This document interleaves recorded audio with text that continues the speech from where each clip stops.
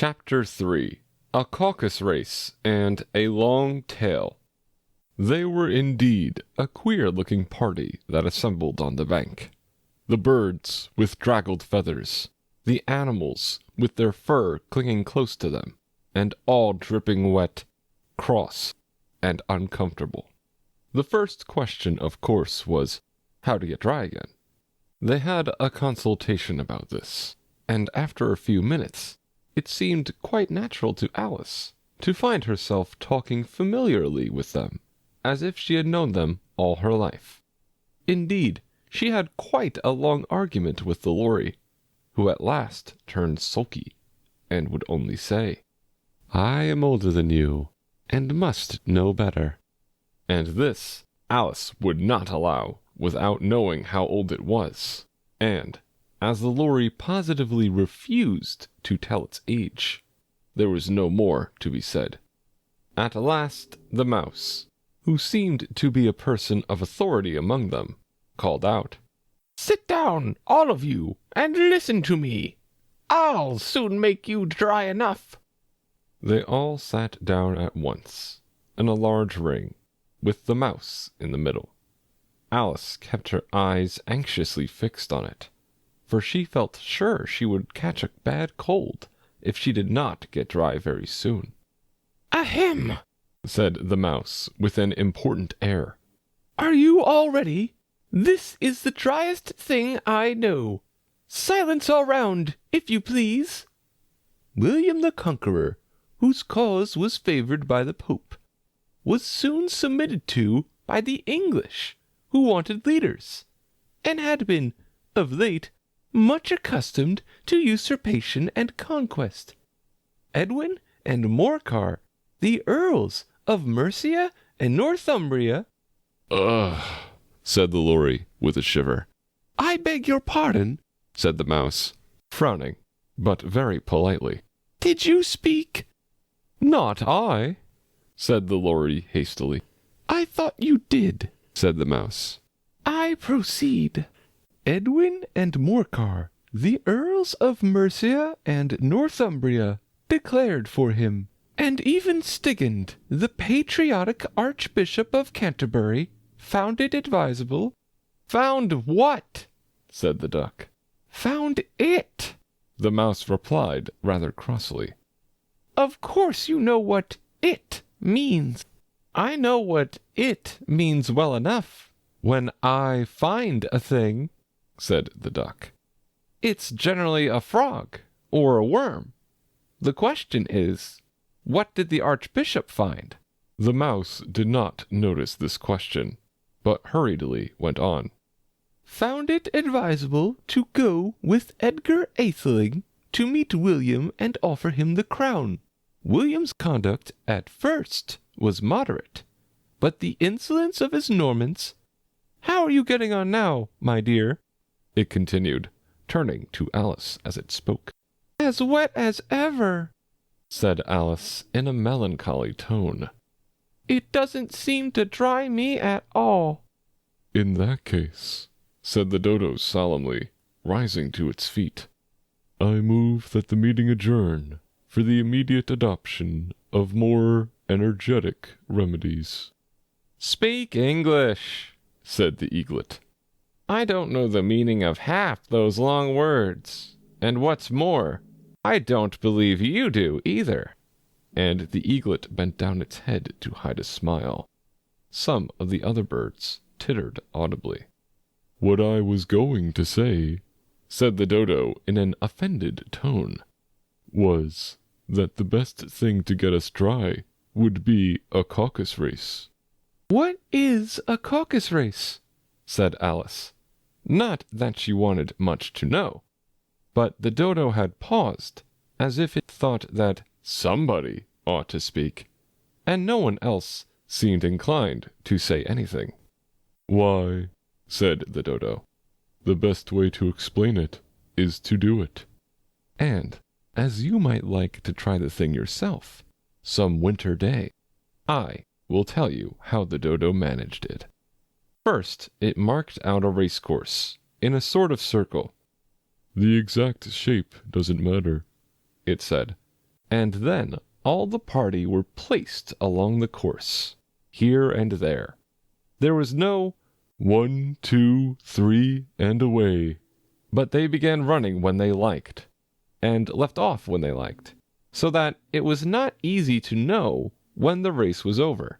However, when they had been running half an hour or so, and were quite dry again, the dodo suddenly called out, "The race is over," and they all crowded round it, panting, and asking, "But who has won?" This question the dodo could not answer without a great deal of thought, and it sat for a long time with one finger pressed upon its forehead, the position in which you usually see Shakespeare in the pictures of him, while the rest waited in silence.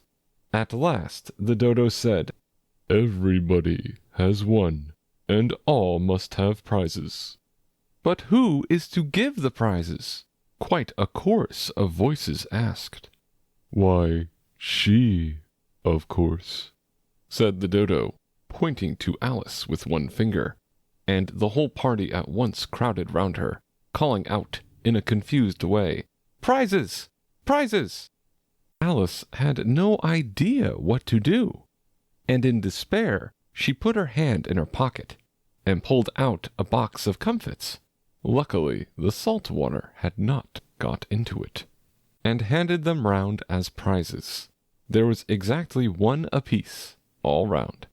"But she must have a prize herself, you know," said the mouse. "Of course," the dodo replied very gravely.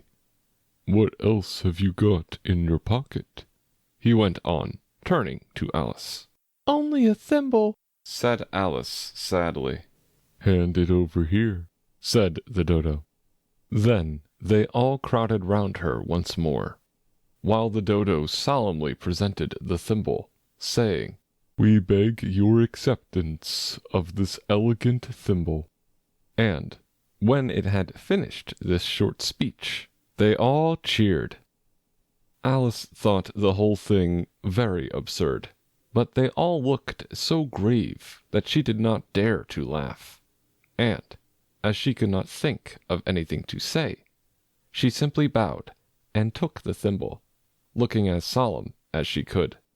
The next thing was to eat the comfits. This caused some noise and confusion, as the large birds complained that they could not taste theirs, and the small ones choked and had to be patted on the back. However, it was over at last, and they sat down again in a ring, and begged the mouse to tell them something more. "You promised to tell me your history, you know," said Alice, "and why it is you hate C and D," she added in a whisper, half afraid that it would be offended again. "Mine is a long and a sad tale," said the mouse, turning to Alice and sighing. "It is a long tale, certainly," said Alice, looking down with wonder at the mouse's tail. "But why do you call it sad?" And she kept on puzzling about it while the mouse was speaking, so that her idea of the tale was something like this. "Fury said to a mouse that he met in the house, 'Let us both go to law. I will prosecute you. Come, I'll take no denial. We must have a trial, for really, this morning I've nothing to do.' Said the mouse to the cur, 'Such a trial, dear sir, with no jury or judge, would be wasting our breath.' 'I'll be judge, I'll be jury,' said cunning old Fury. 'I'll try the whole cause, and condemn you to death.' 'You are not attending,' said the mouse to Alice severely. 'What are you thinking of?' 'I beg your pardon,' said Alice very humbly. 'You had got to the fifth bend, I think?' 'I had not!' cried the mouse, sharply and very angrily. 'A knot!' said Alice, always ready to make herself useful, and looking anxiously about her. 'Oh, do let me help to undo it!' I shall do nothing of the sort, said the mouse, getting up and walking away. You insult me by talking such nonsense. I didn't mean it, pleaded poor Alice. But you're so easily offended, you know. The mouse only growled in reply. Please come back and finish your story, Alice called after it, and the others all joined in chorus. Yes, please do. But the mouse only shook its head impatiently and walked a little quicker. What a pity it wouldn't stay, sighed the lorry, as soon as it was quite out of sight, and an old crab took the opportunity of saying to her daughter, Ah, my dear, let this be a lesson to you never to lose your temper. Hold your tongue, Ma, said the young crab, a little snappishly. You're enough to try the patience of an oyster. I wish I had our Dinah here.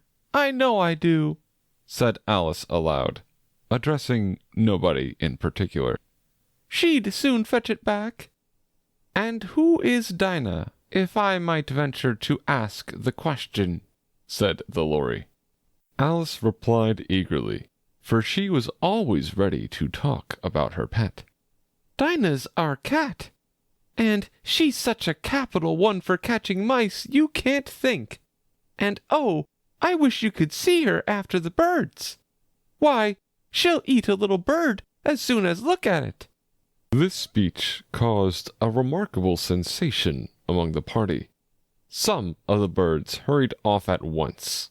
One old magpie began wrapping itself up very carefully, remarking, I really must be getting home. The night air doesn't suit my throat. And a canary called out in a trembling voice to its children, Come away, my dears. It's high time you were all in bed. On various pretexts, they all moved off, and Alice was soon left alone. I wish I hadn't mentioned Dinah, she said to herself in a melancholy tone. Nobody seems to like her down here, and I'm sure she's the best cat in the world. Oh, my dear Dinah, I wonder if I shall ever see you any more. And here poor Alice began to cry again, for she felt very lonely and low-spirited. In a little while, however, she again heard a little pattering of footsteps in the distance, and she looked up eagerly, half hoping that the mouse had changed his mind and was coming back to finish his story.